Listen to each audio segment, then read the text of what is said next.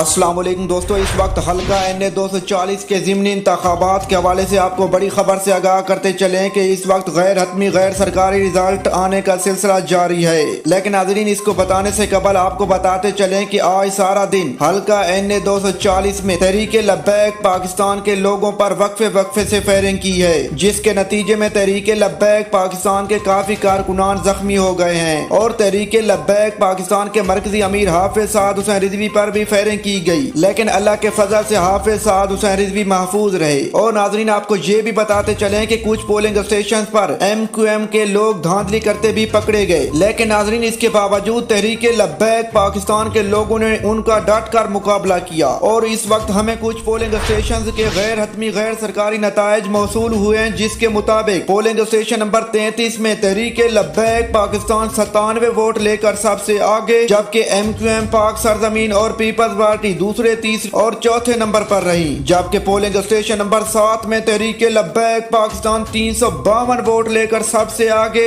اور پاک سرزمین پارٹی 197 ووٹ لے کر دوسرے نمبر پر رہی۔ اور ناظرین اگر بات کی جائے 5 پولنگ اسٹیشن کی تو 5 پولنگ اسٹیشن کا ملا کر رزلٹ میں بھی تحریک لبیک پاکستان 530 ووٹ لے کر سب سے آگے اور MQM 210 ووٹ لے کر دوسرے نمبر پر، جبکہ پیپلز پارٹی 154 ووٹ لے کر تیسرے نمبر پر، جبکہ پاک سرزمین 137 ووٹ لے کر چوتھے نمبر پر رہی۔ ناظرین لہذا سب سے آگے ابھی تک تحریک لبیک پاکستان جا رہی ہے۔